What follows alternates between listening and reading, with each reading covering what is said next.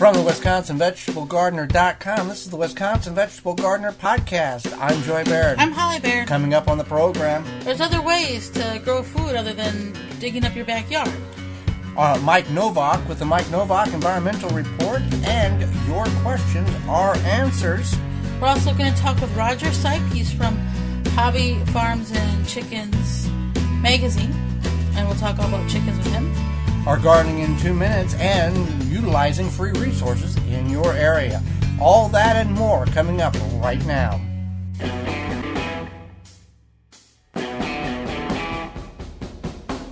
Wisconsin Vegetable Gardener Podcast is permeating into your ears with your host, Joey Baird. And it could be the weeds. Some gardeners try to get all the weeds out of their garden. Other gardeners leave them in their garden. It's really a decision that you need to make. There's benefits to both sides of that. It's just something that you need to figure out what you want to do for your garden. And Holly Baird. Canning is a science.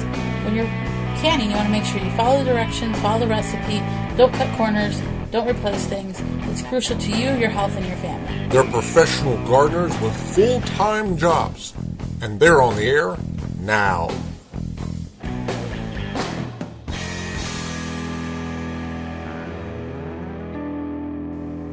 Welcome to the Wisconsin Vegetable Gardener. I'm Joy Baird. I'm Holly Baird. We are happy you've joined us for Season 2, Episode 2. I guess this is Episode 18. Behind the TWVG microphone here in the WI Garden Media Studios in Southeast Wisconsin. The information you're going to hear today is vital and important to the life and success of your garden.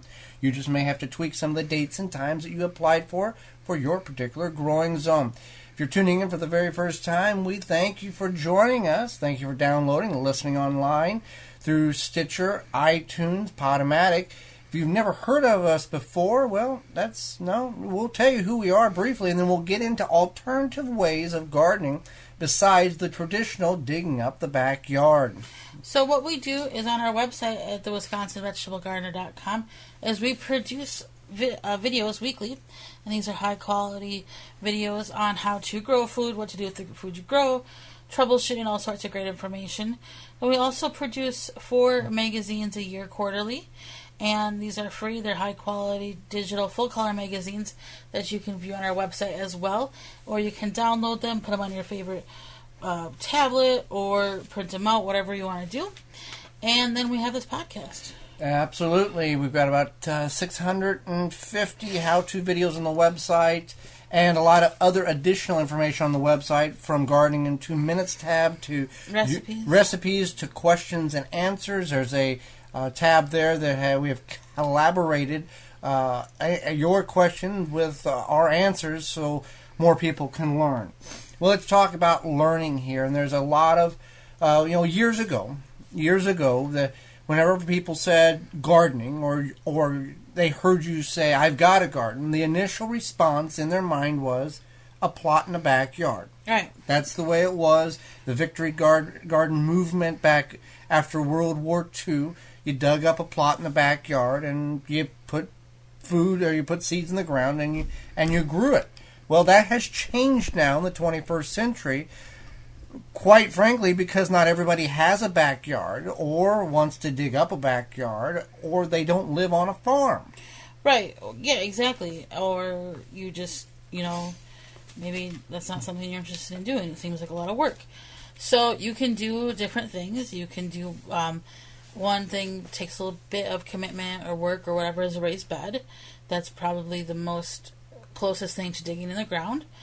That comes up, a raised bed comes up in a couple of different methods. A pop-up raised bed, traditional wood-sided raised beds. Those are two means of putting soil in a device without having to dig anything up. Right, so there's the raised bed, and you can make this out of wood or the pop-up raised bed that Joey has mentioned. The most important thing here to do is, since you have the option to fill it with whatever you want to fill it with a good organic compost or a nice amended soil with some manure. And making sure you know where that manure derived from or came from, so you're not adding composted manure, animal waste, that the animal has ate toxic, or I guess would be the correct term there, toxic foliage or grasses that has been sprayed with a broadleaf spray that doesn't break down after the animal has ingested it and left it to be and compost and all that. Some of those toxicities still remain many years after the case. Right. So that's something you want to think about. If you want to be safe, you then you find a compost that doesn't have any plant-based. Plant-based compost.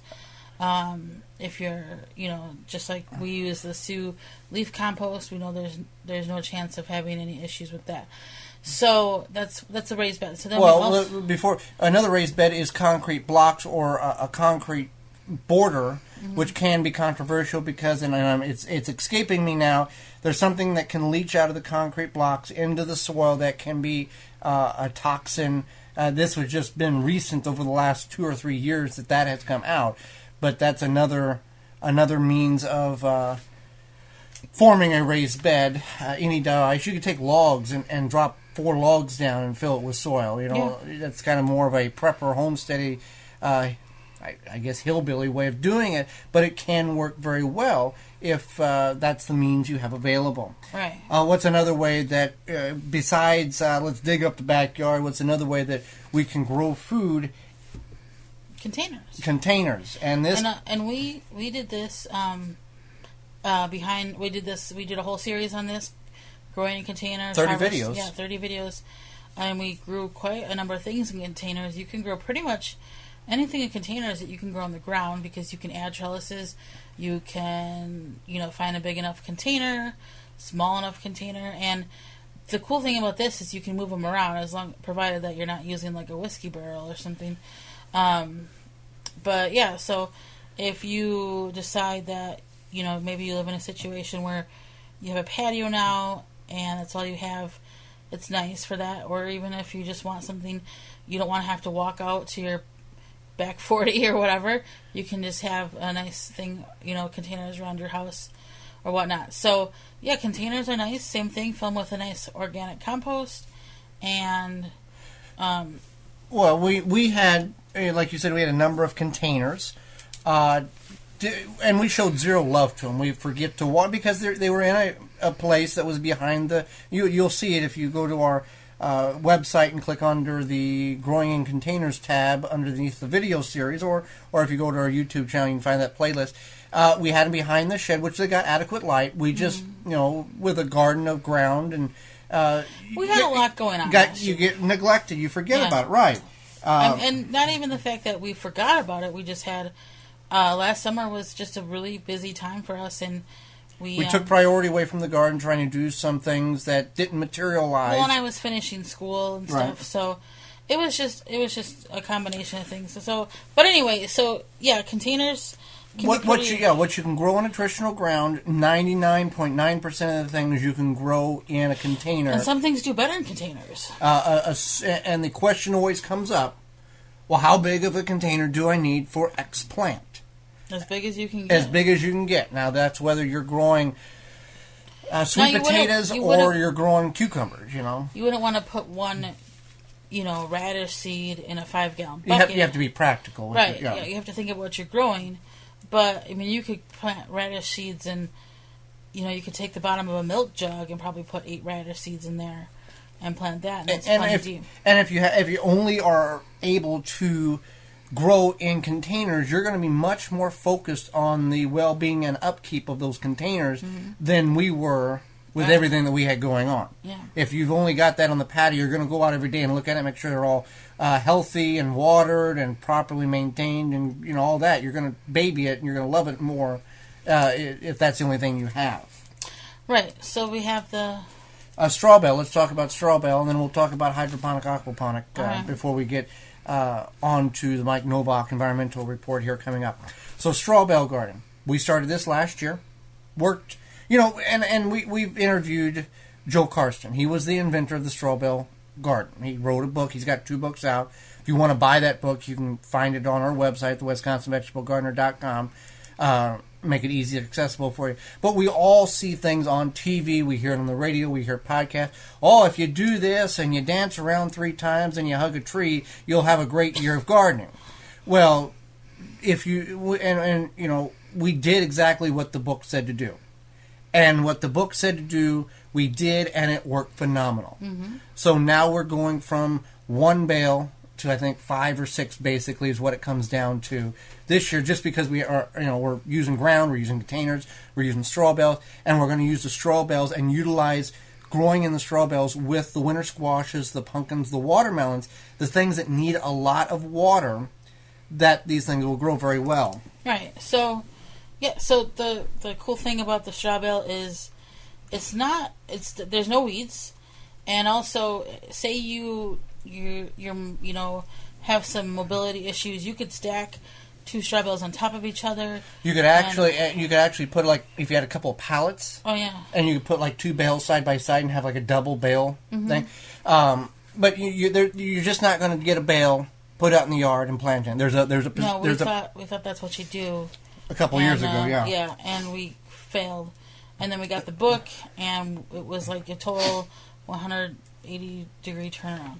Right. So that's another way, and I think that you can use a straw bale whether you have a patio, porch, deck, no ground. You know, you can be creative with that, and it works very well. And you can use these bales year after year. Right. Okay. You talked about using a whiskey barrel.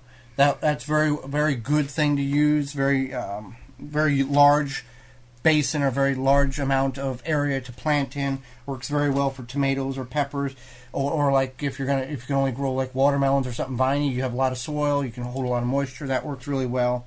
Hydroponics, aquaponics, real quickly. Hydroponics is the practice of using the water as the soil. Aquaponics is the practice of growing plants in water and using that water, which comes from a reservoir where fish are swimming and living, and the waste product of the fish gets pumped through the plant root basin, and the plants take up the nutrients that the fish have, the byproduct of the fish. Aquaponics, you use a nutrients in that system. But anyway, you can use, most of us are never going to have an aquaponic, a deal with fish. Mm-hmm.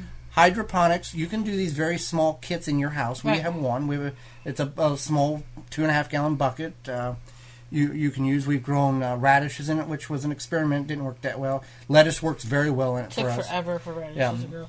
Radishes normally take like 25 days to grow, and it took us like 3 months or something. Because the radish develops a root and all that. But anyway, leaf lettuce works very well in it. So that's an alternative if you want to experiment with things over the winter or in the summer based on how much area you have to grow in. So that's another one. Dresser drawers. You can grow in dresser drawers as a container, as you talked about earlier. One thing you want to be aware of in the container, in the dresser drawers, you want it to be solid wood. Mm-hmm. You don't want it to be that particle glue together junk, particle board that pretty much everything's made of, because that has a glue in it, and that's going to basically incorporate into your soil, and your plants are going to pick that up. Yeah. So that's just some alternative ways, and there's nothing wrong with ground gardening, but there's in 2016 there's some. I think that's what we do, and that's what a lot of people do. I think if we did it all over again, I think we would maybe do some raised beds and maybe a lot more straw bales, or I'm not really sure. I like the ground gardening. That's what I grew up doing. That's what Joey grew up doing. But I think as people, urban people evolve and want to grow more and more, I think ground gardening is becoming, not less popular necessarily, but people are looking at other alternatives. Yeah, it appears to the average passerby it's a lot of work. Yeah. And it can be if you just let it get out of control. Right. So with that being said, we'll be right back after this with the Mike Novak Environmental Report. Looking for a fast-acting, non-toxic weed killer for your organic garden? One that works in cool and cloudy conditions as low as 40 degrees and is highly biodegradable with visible results in less than 2 hours? Then look no more. Avenger Weed Killer has it all and more. Made from oranges, Avenger is highly effective, easy to use, and has a pleasant citrus aroma. It is OMRI listed and approved for organic gardeners under the USDA's National Organic Program. Avenger Weed Killer is a choice for organic gardeners and homeowners who are looking for an effective, safe way to control unwanted weeds. Available in ready-to-use spray concentrate. Ask your local Weed Killer. For more information and a list of suppliers, visit AvengerOrganics.com. Avenger Weed Killer, eco-friendly, deadly to weeds. It's all about the soil at ManureT.com. With their grass-fed, antibiotic, and growth hormone-free cattle and horses, owner Annie Haven puts the quality in her premium soil conditioner. 100% organic and natural, whether feeding your flowers or veggies, indoors or out, you can grow organically with confidence. To purchase authentic Haven brand Manure Tea, small orders or large, go to ManureT.com. Always free shipping. A gardener knows that the key to a good plant is its roots. With poor roots, the end result is not good. Conventional pots and trays cause roots to wrap around and become root-bound. Then you try to unwrap the roots at the time of planting, hoping not to break them. But never again with the Root Maker, a non-chemical innovation that naturally air prunes roots to create more vigorous roots. Never a root-bound plant again. Whether trees, flowers, or edibles, home gardener, commercial grower, more roots means healthier, more productive plants. To get your own, visit rootmaker.com. Now back to two environmentally conscious organic gardeners.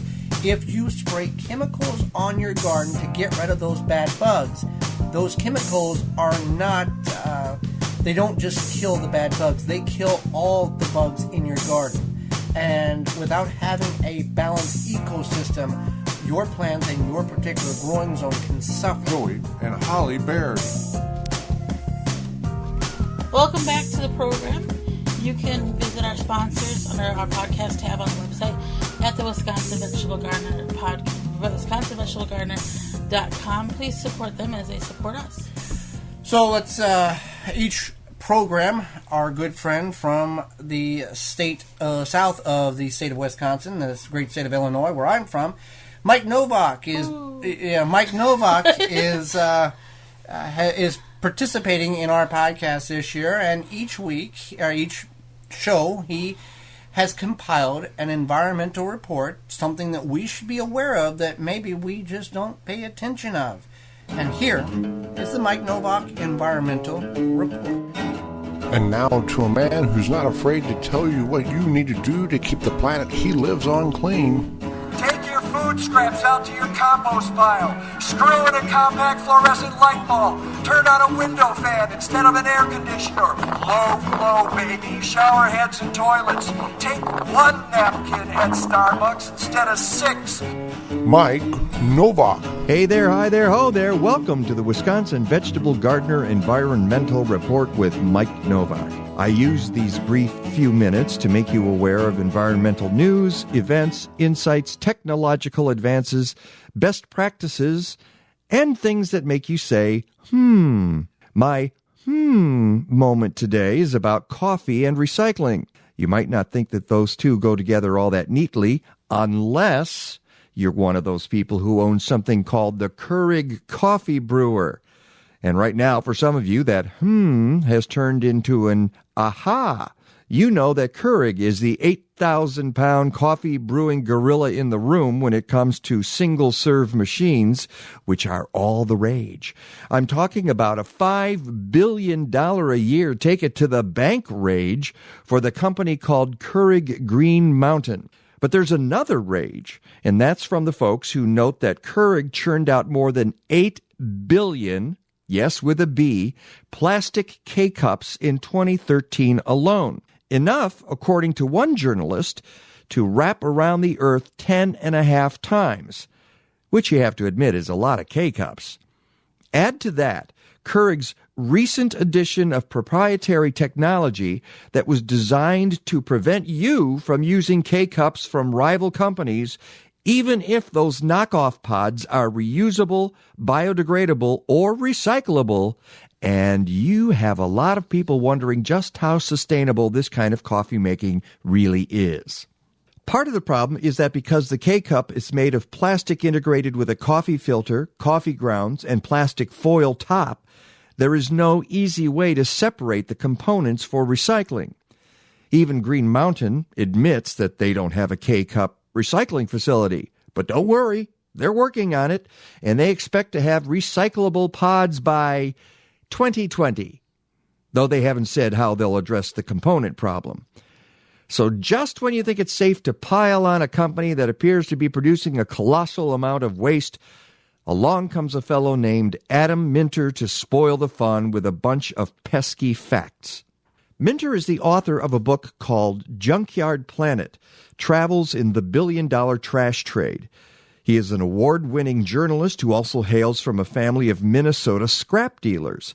He now lives in Asia and has a blog called Shanghai Scrap. No, I haven't read Junkyard Planet yet, but I've read enough of Minter's work to realize that he knows what he's talking about, and I want to have him on my radio show. So, when he recently wrote an article for Bloomberg View titled, "No, Your Coffee Pods Aren't Killing the Planet," I took notice.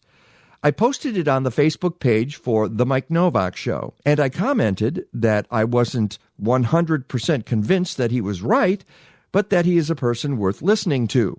Surprisingly, he commented on my comment, and he had some interesting things to say.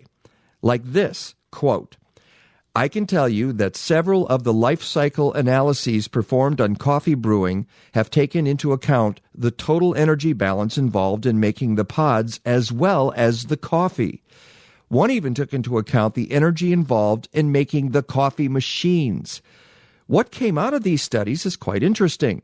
The greenhouse warming potential, that's GWP, of pod packaging is a minuscule part of the overall brew, topping out at around 5%. Brewing, under any scenario, accounts for the bulk of the GWP, tipping over 50% in some cases." End quote. He also notes in the article that there's a real question of whether high-profile product bans of water bottles, plastic bags, or coffee capsules risk causing more damage than they prevent.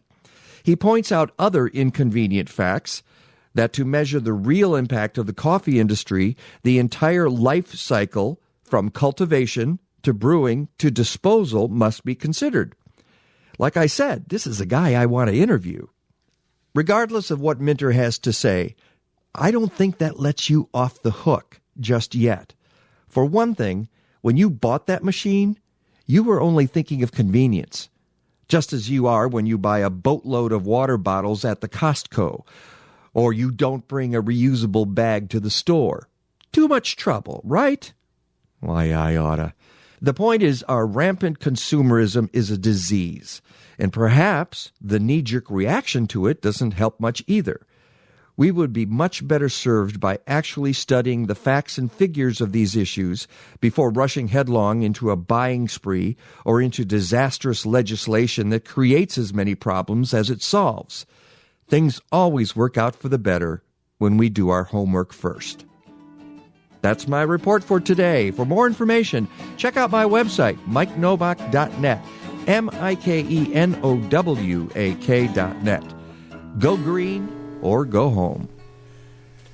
Well, with that being said, let's talk. Let's answer some questions. We get questions a lot. We don't get questions a lot, but we get questions on a fairly frequent basis, and that's really exciting for us because we like to interact with you, the listener. You are the viewer of our video series, and we don't just take that haphazardly, oh, we got another question, we've just got to come up with an answer. We work at getting the correct answer, providing a link if we don't have the information that we can provide through a typing method. If we can give you a video link of a reliable source that can explain it a whole lot better than we can typing 4 pages out for you, we will.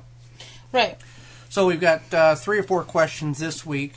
So we got one about using railroad ties. The question is, can you use railroad ties as the framework for a raised bed? Now, we talked about raised beds earlier. Railroad ties have a tar or a creosote that is in it, it's a terrible thing.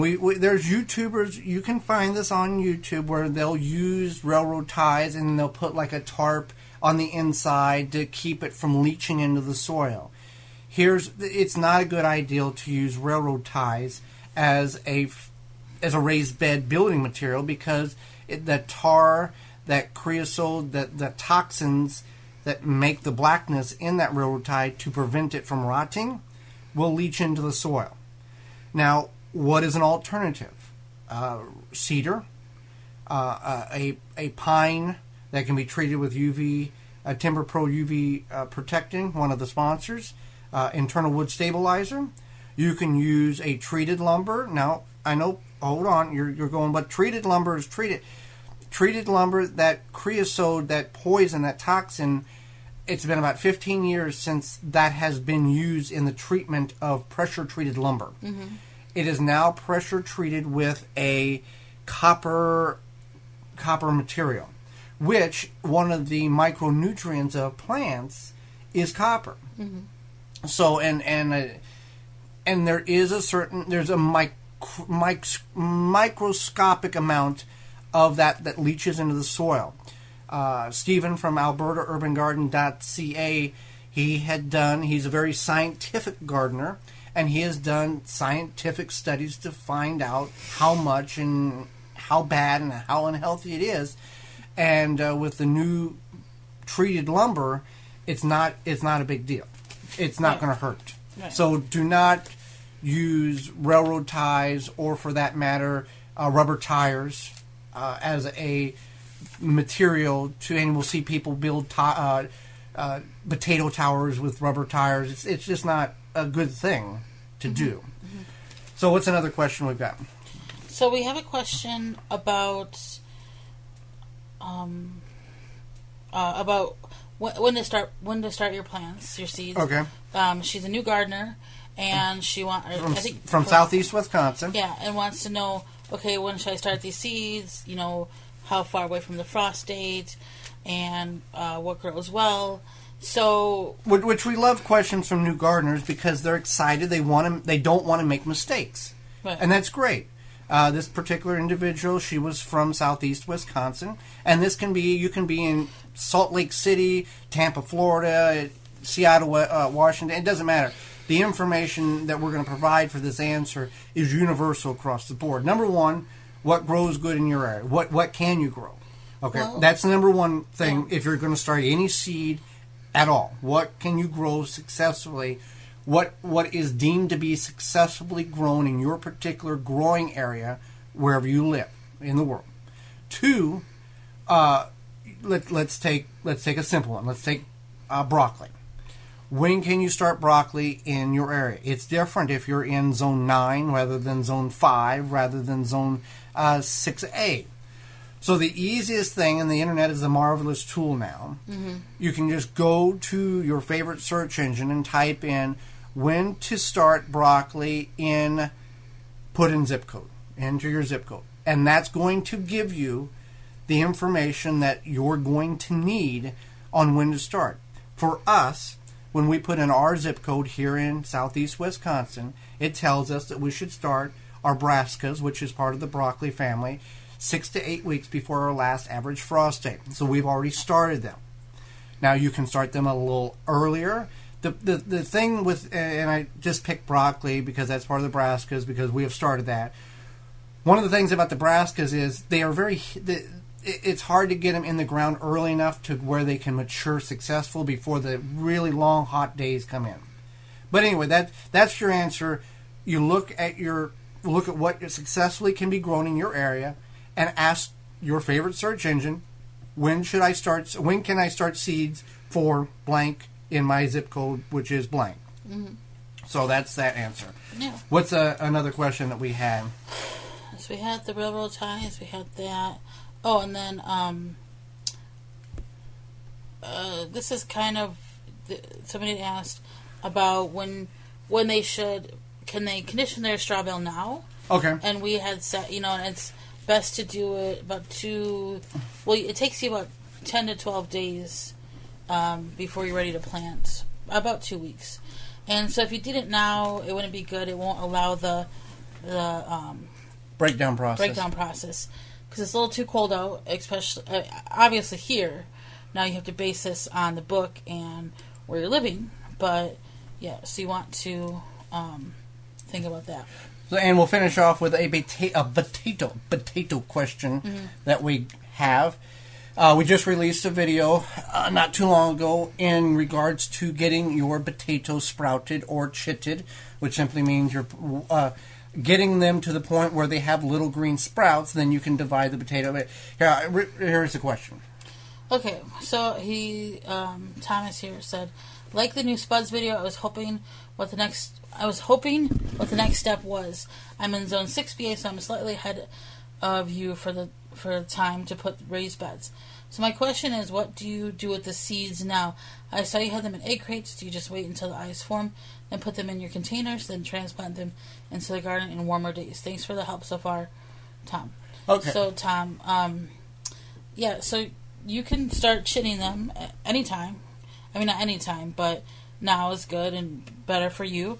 You want to get that started right now, and then you don't have to transfer them. No, you want to get these potatoes again. You want to get the sprouts. It's not necessary. It's not you're going to jail if you don't, but it helps the plant develop quicker once you get it in the ground. If you allow the potato to begin to sprout slightly indoors before you plant them. Remember, we've all had them in the cupboard where you open the cupboard and they've got these big long white sprouts because they're reaching for light and they're like 6 inches, 8 inches, 12-foot long type of thing, a snake of potato vines. What we're wanting to do is get that potato to produce about 1 inch to 1.5 inches.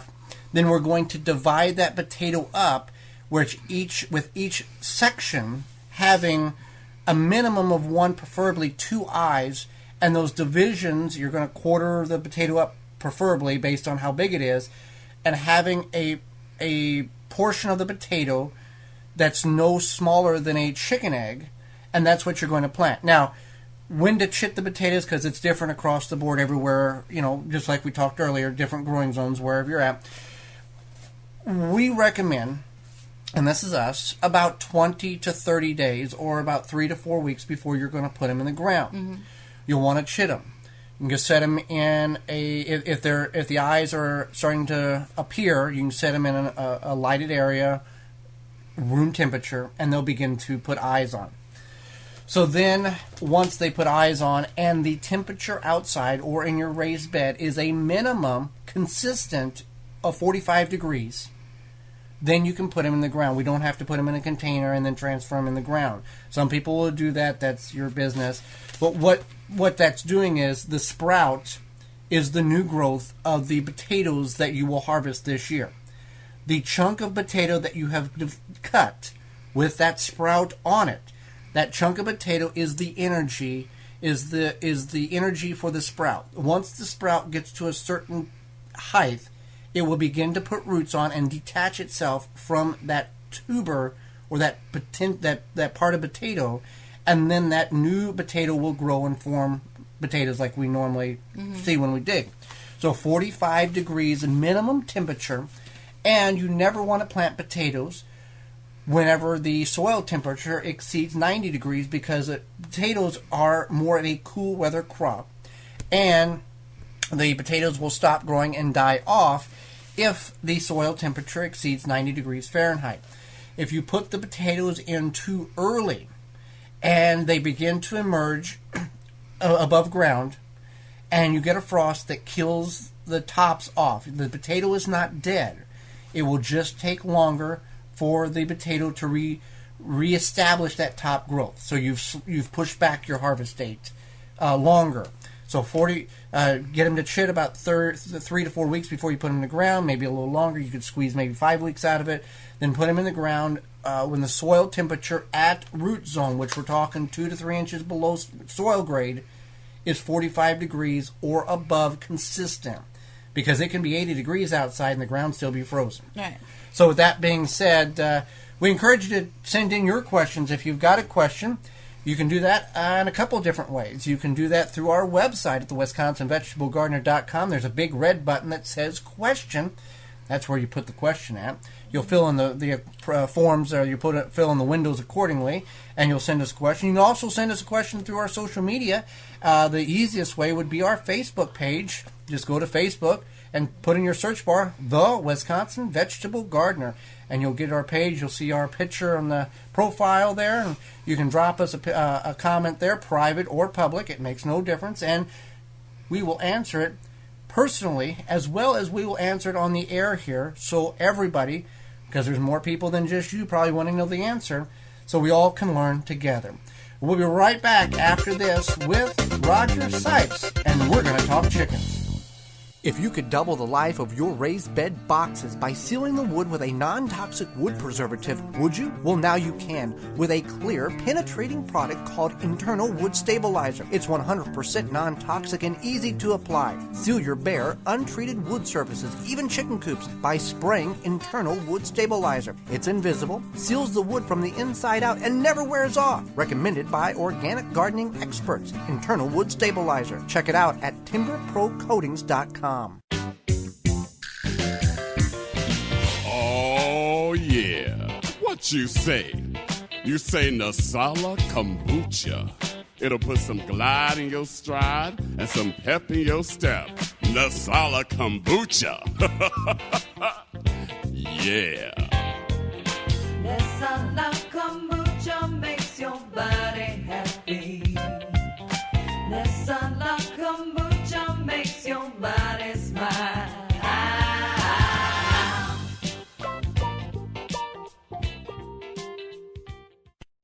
At dollarseed.com, all of our seeds are only $1 a pack.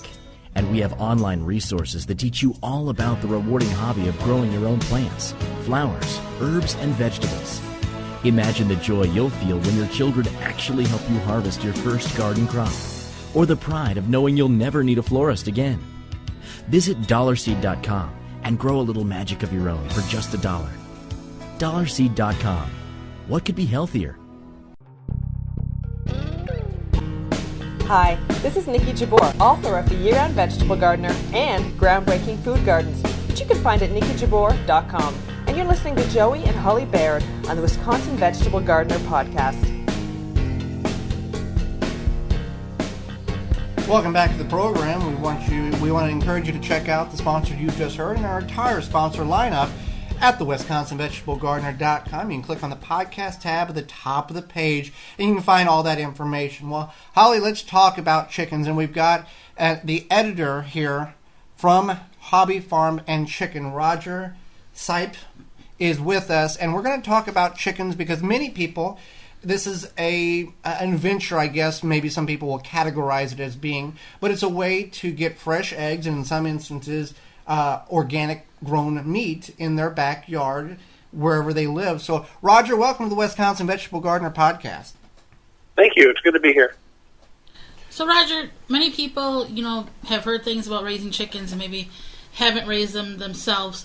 What is one of the biggest misunderstandings about raising chickens? I think people seem to think that they make a lot of noise and keeping them is like they smell bad or they bring in rodents and things like that. Especially in an urban environment, people consider them like a pest or something like that, which always amazes me because, like where I live, I have all these people around me who have dogs and they're barking all night or they get loose and they're terrorizing the neighborhood or whatever.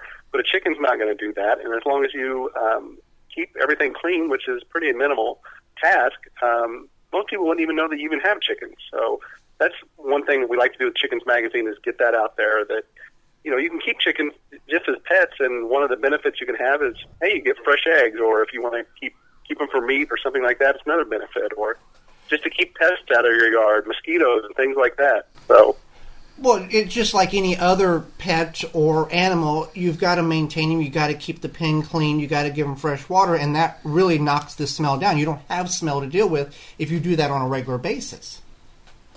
Exactly. So let's talk about breeds, because that's something everybody wants to know. What kind of breed? Should I get this? Well, let's kind of just go with a big question here. when people are looking at breeds, there's crossbred, there's pure, there's heritage breeds. For a beginner chicken owner, is it better to have one specific breed, or can they mix and match, kind of like multiple varieties of tomatoes in a garden? I think it's kind of a personal preference, and it really depends on where you're living. Like if you're in a rural environment or if you're in an urban city environment. Some people like to mix and match. They like to have different colors of chickens out in their yard, and some people like to have one flock, 5 or 6 hens that just look all the same, but have different personalities. You really can't go wrong. There's just so many different breeds and varieties to choose from. The bantam breeds, smaller chickens, are great for an urban environment. And our issue that's coming out in our May June issue, we have a profile on 10 reasons to keep roosters, if you can, in your area, just because that's another great thing you can add to your flock is having a rooster, the benefits of having that. So I don't think you can go wrong. There's just so many different breeds. We even have a book called Chicken Breeds that's on the newsstand. There's like 150 different breeds out there just recognized by the American Poultry Association. So, and there's heritage breeds, and there's the different breeds from that aren't even recognized yet. There's just you can't go wrong, I don't think.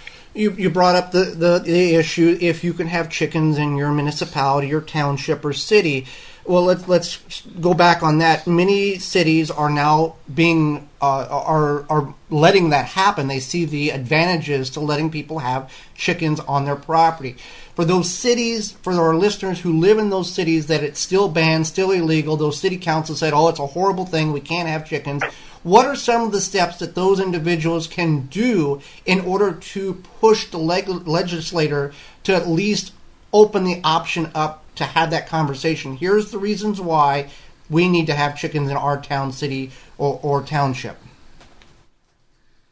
I think you just got to go to the meetings, and you need to convince them that chickens they're really not a livestock animal. Like that, I think a lot of people think that it's like keeping pigs or it's keeping cattle, and it's really not. It's the same as keeping a cat or a dog, and it's very minimal. And like we were talking about earlier, there's no downside as far as smell or anything like that, or they're not loud. Having a rooster is different. But if you can go in there and say, I want to keep hens, and just bring in other cities. So many big cities now just are allowing that, like Portland and Seattle and Indianapolis. Just all these cities are realizing that if you just have a couple of hens, and these are most people who want to keep chickens are responsible anyway. They're the type of person that they want to have control of what they're eating. And besides that, chickens they're just awesome.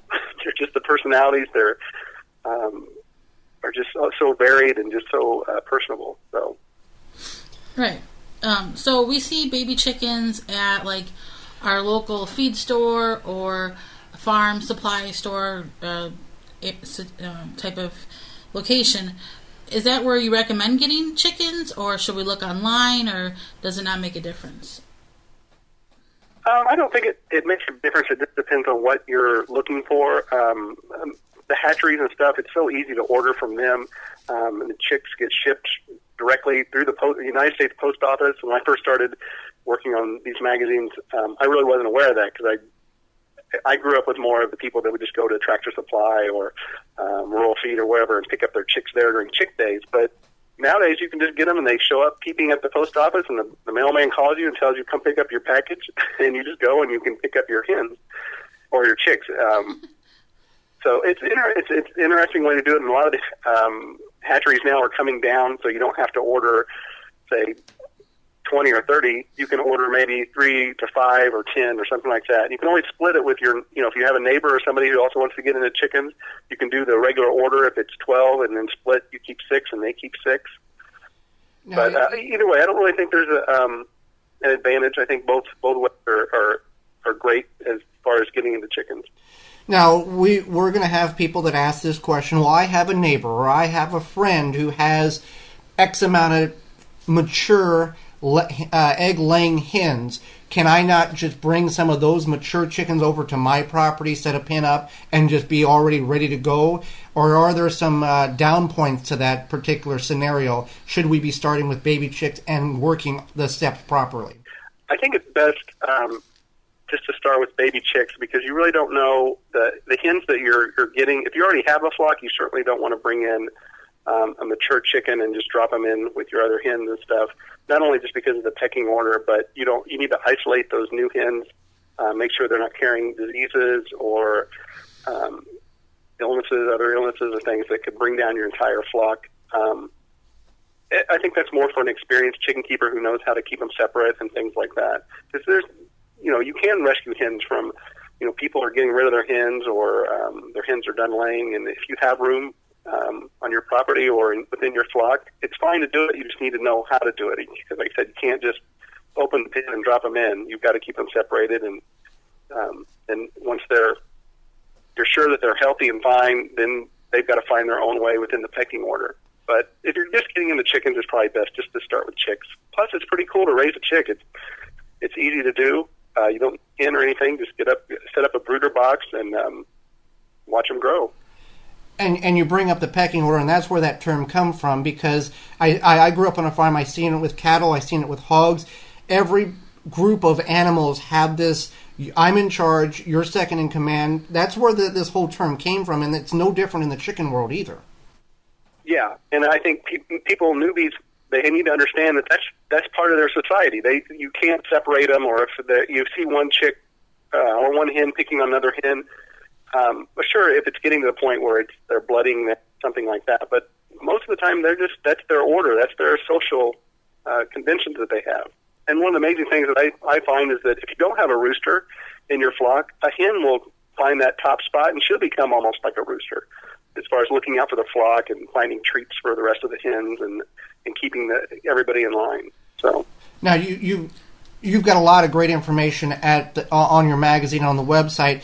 Now, one of the questions a lot of people I know will ask, and we've asked ourselves, how long from the time I get the chicken from the Tractor Supply store or from online services to the time that thing starts laying eggs? Is there a variation, or are they all pretty much across the board X amount of weeks?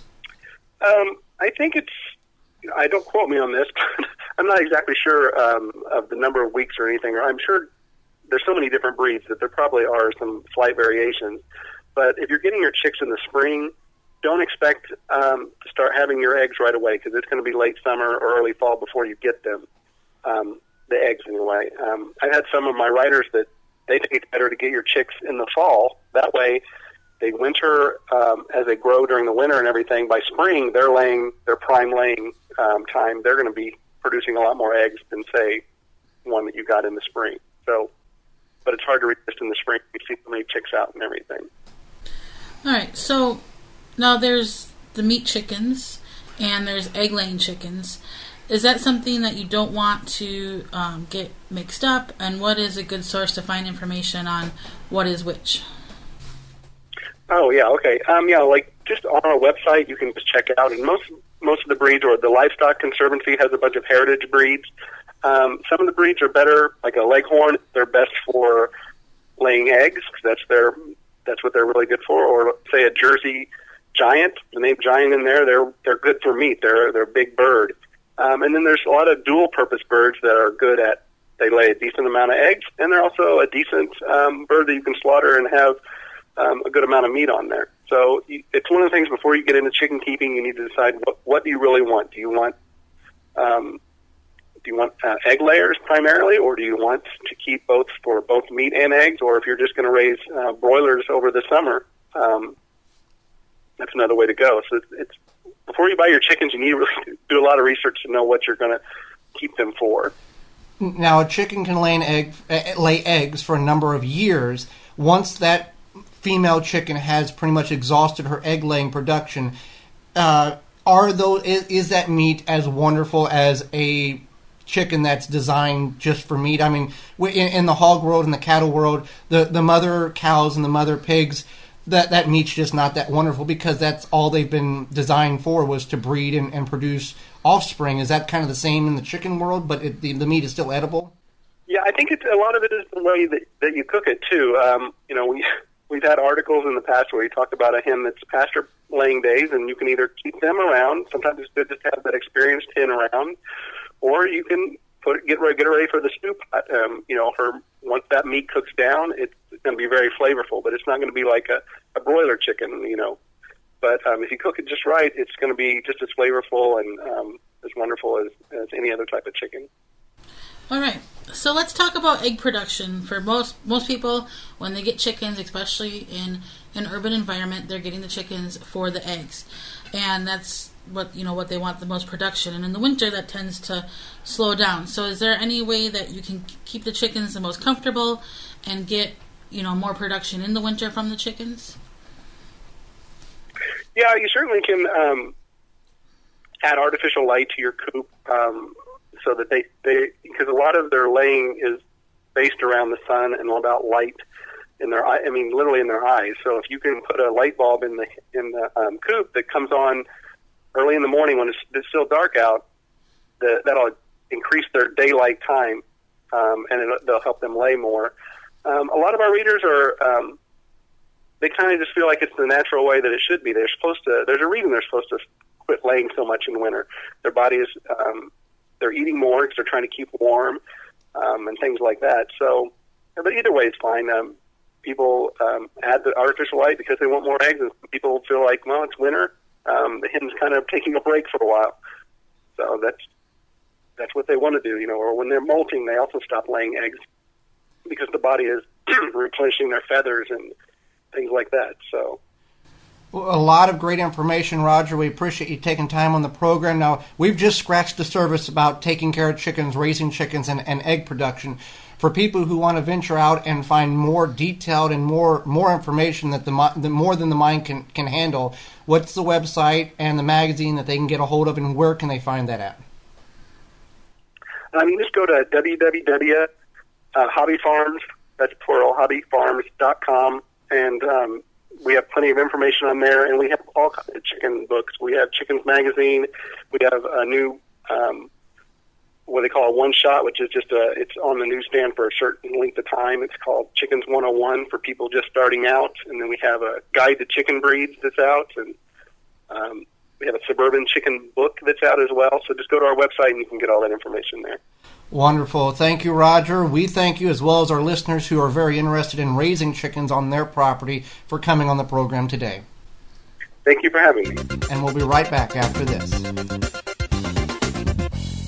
Water is our most important resource. The key is to capture the rain that falls on your property. No need for bulky rain barrels that are hard to handle and just don't fit in. Rain Reserve has solved the problem for you with their multi-size and color cube-like units. A rain barrel that does not look like one. Capturing rain easy, going unnoticed by passerbyers and blending into the surrounding. Construction so easy even children can put it together. To get your Rain Reserve, visit rainreserve.com and use coupon code RAIN2016 to save 10% on total purchase. Do you want your next raised beds to be easy, functional, and beautiful? The Embrace helps you create the garden you've always wanted. Finally, raised beds that everyone can assemble and enjoy. No tools needed. Just slide any lumber into the Embrace corner, fill with your favorite soil mix, and you're ready to plant. Made from 100% recycled steel right here in the USA. And a portion of every sale helps to build school and community gardens all across the country. Let the Embrace help you create your next raised bed. Grow beautifully with the Embrace. Available at local garden centers and online at artofthegarden.net. Looking for a fast-acting, non-toxic weed killer for your organic garden? One that works in cool and cloudy conditions as low as 40 degrees and is highly biodegradable with visible results in less than 2 hours? Then look no more. Avenger Weed Killer has it all and more. Made from oranges, Avenger is highly effective, easy to use, and has a pleasant citrus aroma. It is OMRI listed and approved for organic gardeners under the USDA's National Organic Program. Avenger Weed Killer is a choice for organic gardeners and homeowners who are looking for an effective, safe way to control unwanted weeds. Available in ready-to-use spray concentrate. Ask your local Weed Killer. For more information and a list of suppliers, visit AvengerOrganics.com. Avenger Weed Killer, eco-friendly, deadly to weeds. Hello everybody, I'm Farmer Lovejoy, host of The Dirty Cultivator, a podcast show where farmers can be heard promoting the consumption and importance of more locally grown food. And I'm Carrie Kay. Don't forget to listen to our Northwest perspective at The Dirty Cultivator. And now let's get to the garden with Joey and Holly Baird on the Wisconsin Vegetable Gardener Podcast. Welcome back to the program. You want to go ahead and check out our sponsors under the podcast tab on the website at the WisconsinVegetableGardener.com. And you can go ahead and click on that, check them out, support them as they support us. We never ask you to buy anything. We just ask you to take a look and see if they have something that might be beneficial to you in your garden. Yeah, you never know. No, you never know, and they're some wonderful people to work with. Yeah. So let's, before we get out of here, we got two more things to talk about. We've got Gardening in 2 Minutes, as well as we're going to talk about, let's find some free resources in the area to save some money. We all like saving money, but first... Gardening in 2 Minutes. Gardening in 2 Minutes is an audio production that Holly and I produce on a weekly basis for several podcasts and a few radio programs. If you would like Gardening in 2 Minutes on your particular program, contact us through the website.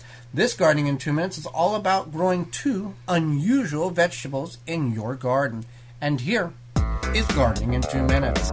This is Gardening in 2 Minutes. As a new growing season is upon us, we typically grow the same vegetables each and every year in our garden, and there's nothing wrong with that.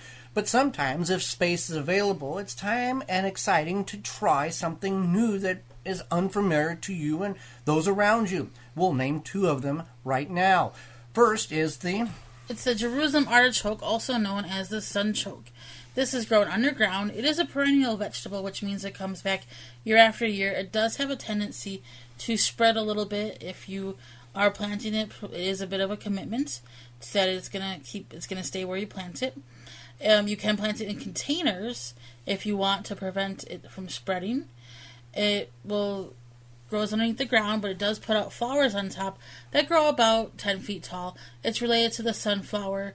It's a nice vegetable to use kind of compared to a potato. It is less starchy than potato, and you can use it just like a potato, otherwise you can't eat it raw.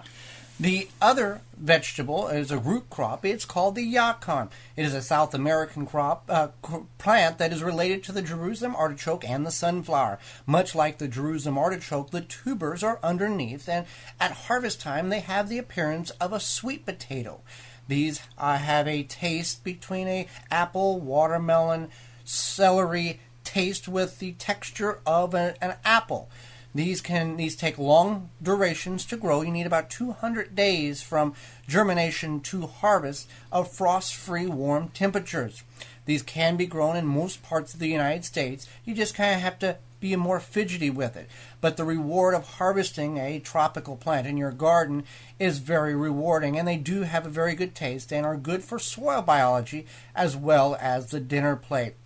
For more information about unique crops in the garden, our weekly video productions, as well as our free downloadable digital free quarterly magazine, you can find all that information at the WisconsinVegetableGardener.com. For the health-conscious organic gardener worldwide. For Gardening in 2 Minutes, I'm Joy Baird. I'm Holly Baird. So the yacon and the Jerusalem artichoke. I think the Jerusalem artichoke is more popular than it was 5 years ago. I think the yacon is still one of these mysterious plants that many people are unsure of what it is, and are maybe curious, but really don't want to invest into the time and effort until somebody else has done it. You know, that time and effort and the pros and cons and the do's and don'ts of it. And we've got several videos out on the website now about growing yacons, dividing yacons, saving the rhizomes. And what we're finding out, Holly, is it's very similar to potatoes. Yeah. In the divisions, in the propagating or they have like the little sprouts. The sprouts with the roots. Yeah. So more of that to come. So let's talk about, before we get out of here today, let's talk about saving money on free resources. And who doesn't like to save money? All right, everybody's hands up. All right, so we all agree. We like to. Yeah, you can put your hands down. You can put your hands down. So we like to save money. I really had my hands up. Yeah, you had your hands up and you're trying to, it's not good if you're driving, you want to put your hands down. So we want to save money, but we want to better utilize the free resources that we have in front of us in our community, in our area, that we may not even know we have. So let's talk about some of the free resources. Okay, so coffee grounds. I do this, 4 times a week, especially... They like you.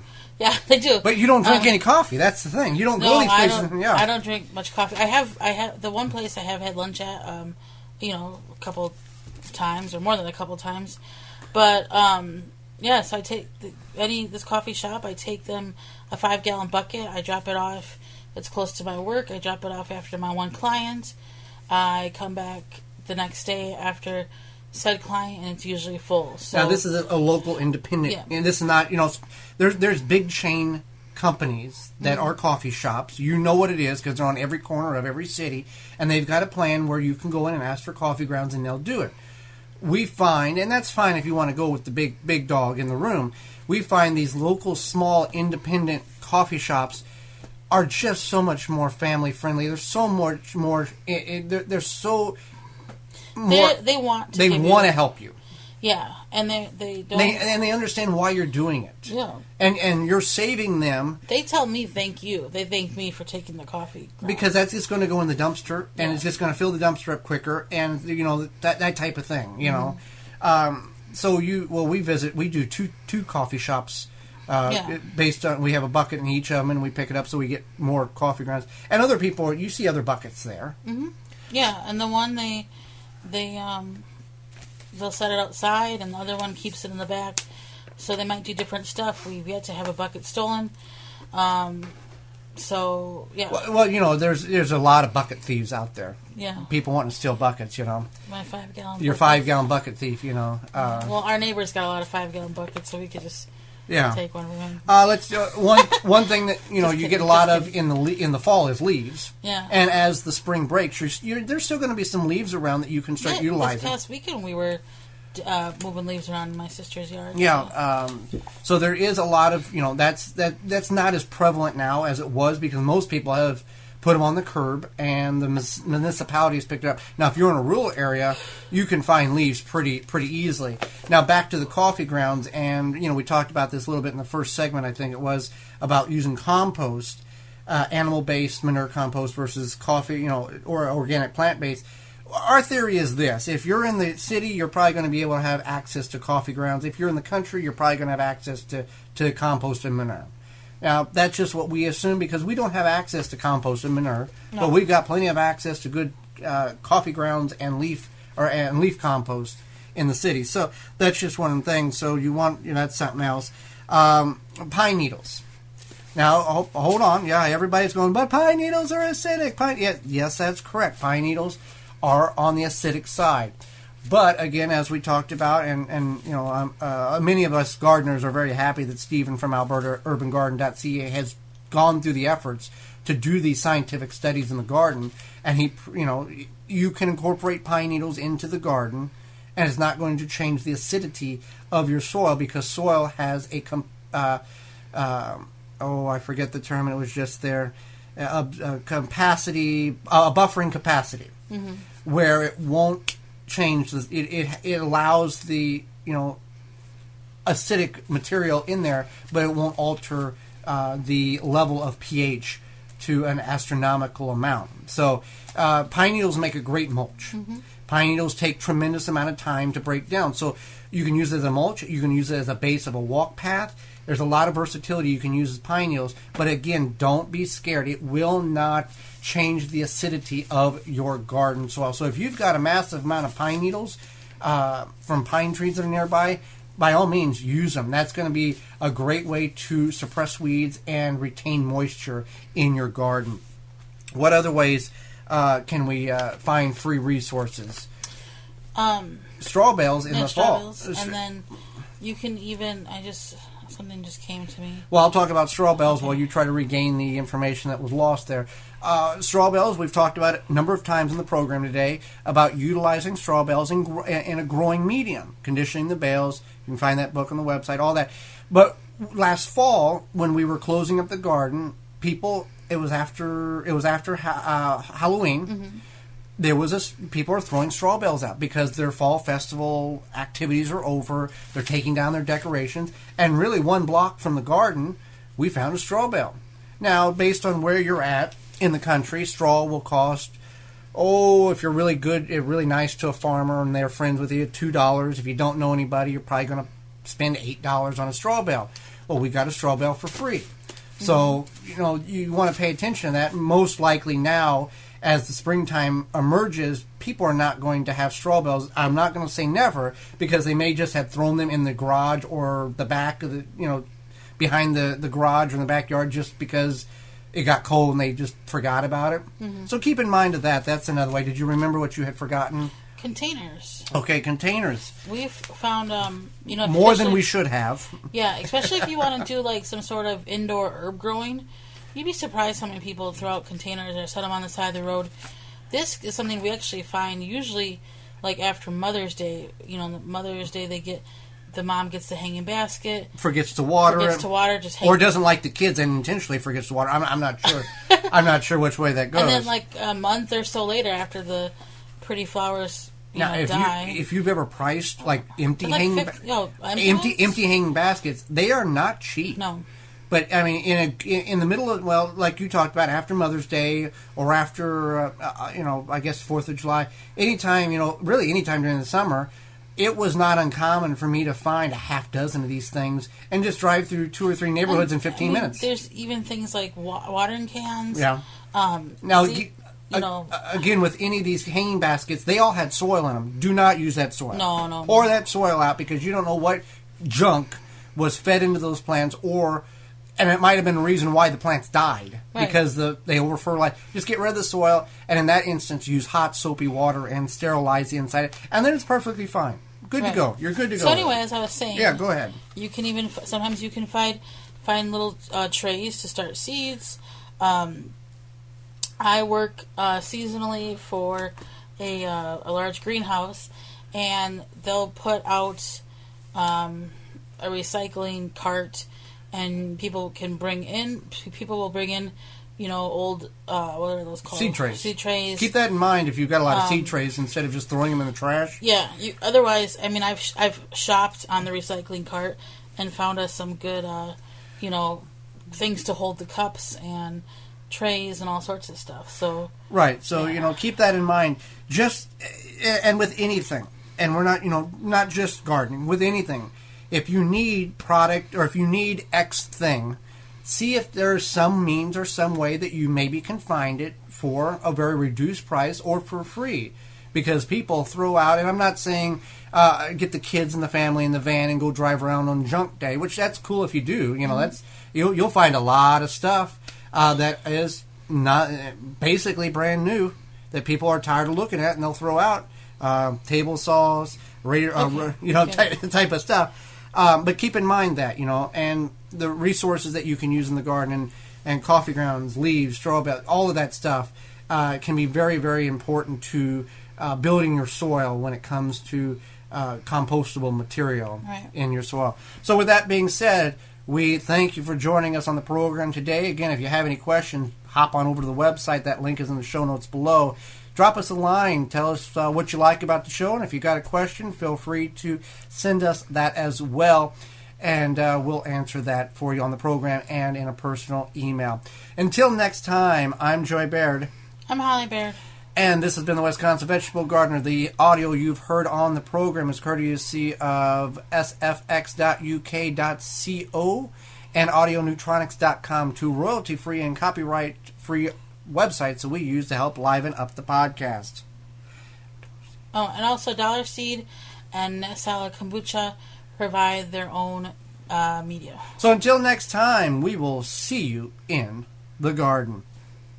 The Wisconsin Vegetable Gardener podcast is a production of the WisconsinVegetableGardener.com for the health-conscious organic gardener worldwide and distributed in association with WI Garden Media.